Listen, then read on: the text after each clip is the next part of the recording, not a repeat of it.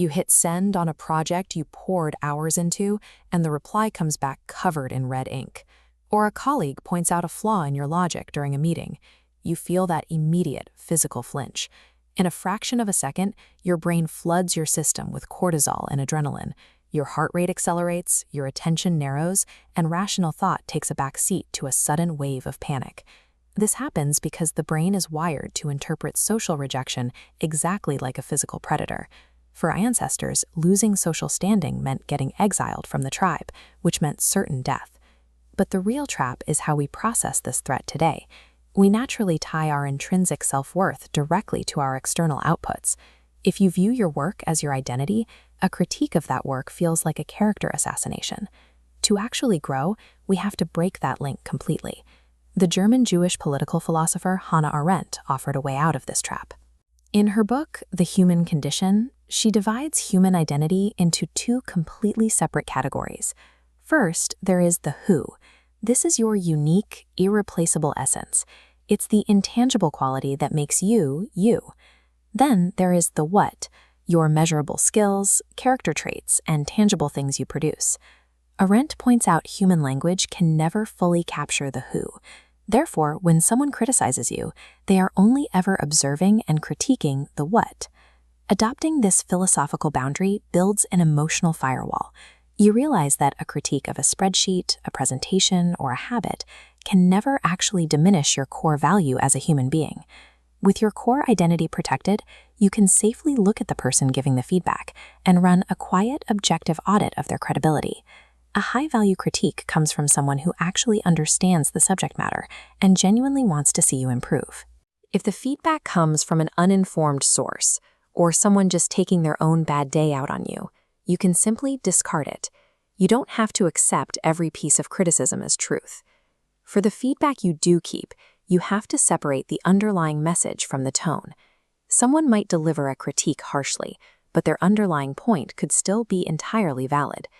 When a critic is angry or aggressive, you are usually witnessing a secondary emotion. Their hostility is often just a mask for their own stress, confusion, or insecurity about the situation. By treating these interactions as raw data, you strip away the emotional noise. You leave the critic's bad mood on the table and walk away with the exact signal you need to improve your work. To execute this in the real world, you must short-circuit that biological threat response. The moment a harsh critique lands, take 3 slow breaths. This brief, tactical pause gives your logical prefrontal cortex the necessary time to catch up and override the panic signals coming from your amygdala. Instead of deploying defensive counterattacks or shutting down, you use that extra mental space to ask objective, clarifying questions. Ask for a specific example of what went wrong. Then try something highly counterintuitive. Thank them for the feedback. You can acknowledge their perspective without admitting total failure or diminishing yourself. Responding with curiosity and gratitude instantly disarms the critic. You shift the dynamic away from an adversarial combat and turn it into a collaborative problem-solving session. The final step is to take that extracted, depersonalized data and build a concrete action plan. Define one small change you can make based on the valid feedback and set a timeline to implement it. Consider a writer like Stephen King, who famously nailed all his early rejection letters to the wall of his bedroom. Highly successful creators don't avoid rejection, they process massive amounts of it, purely as a mechanism for refinement. Once you successfully separate your worth from your work, criticism loses its sting.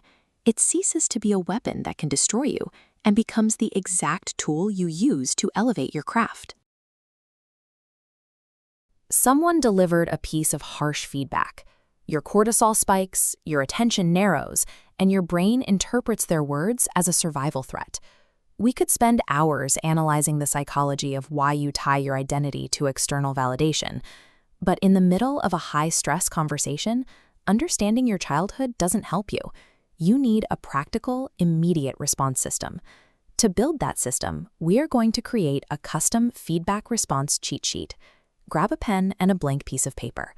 As you set them down, bring to mind a specific memory of a time someone's criticism caught you entirely off guard. When your body triggers a fight or flight response, logical reasoning shuts down. Having a physical, pre-written action plan overrides that biological panic and allows you to control the interaction rather than becoming a victim of it. Let's start with a high-stakes professional setting. Your manager calls you in after a major presentation and says, "That design was a mess. You didn't prepare properly." The immediate instinct is to fire back. You might launch into a defense, saying, "That's not true," or try to minimize the damage by making excuses about tight deadlines. This is the fight or flight trap. Adrenaline forces your mouth to defend your social standing before your logical brain has even processed the content of the critique. On your paper, write down Step 1, the physical pause. Specifically write the instruction, "Take 3 slow breaths." This action serves as a physiological override. Dropping your shoulders and slowing your respiration directly counters the adrenaline spike. It buys your thinking brain the crucial seconds it needs to catch up to the situation. Next, write down Step 2, the neutral acknowledgement. Copy this exact phrase onto your sheet. "Thanks for the input. I'd like to understand more." Deploying this neutral statement acts like a brake. It acknowledges you heard them without agreeing to the criticism, instantly halting their momentum and preventing the conflict from escalating. Now, write down Step 3, the clarifying question. You will ask, "Can you give me a specific example of what you mean?" By shifting the focus to specific evidence, you've stopped defending your character and started investigating the work. Whether they provide the data or not, you've moved the conversation into a space where improvement is at least possible. Now, let's tackle a more heated interpersonal conflict.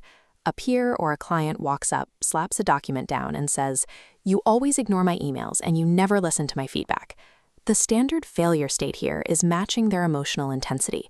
You start arguing over their use of absolute terms like always or never, and the actual logistical problem gets buried under layers of frustration. To navigate this, separate the delivery's tone from the message data. Often, underneath the harsh delivery, there is a valid kernel of truth. Keep your posture relaxed and actively hunt for that kernel. You're looking for facts, not feelings. For Step 1 of this second scenario, write down the recap technique. Copy this script. "I want to be sure I heard you correctly. You are saying," and then insert the factual issue. Repeating the core facts back to them strips the emotional charge from the room. It forces the critic to hear exactly how their complaint sounds when spoken without anger. Finally, write down Step 2, the dignity boundary. To end the interaction on your own terms, you say, "I hear your concern. Let's compare notes so we're on the same page." Setting these boundaries doesn't instantly resolve the anger, but it does signal that you will only engage with the facts. It replaces an open-ended attack with a specific invitation to solve a problem. Take a moment to look down at the piece of paper in front of you. You have just built a physical grounding mechanism paired directly with specific memorized scripts designed for 2 highly common, high-stress threat vectors. Now fold this sheet and put it in your top desk drawer, or pin it to your phone's digital notepad. Keep it instantly accessible for the next time criticism strikes. True professional resilience requires preparation. When you possess a systematic, pre-planned protocol, you no longer have to fear the sting of criticism. You can neutralize the threat, extract the value, and move forward.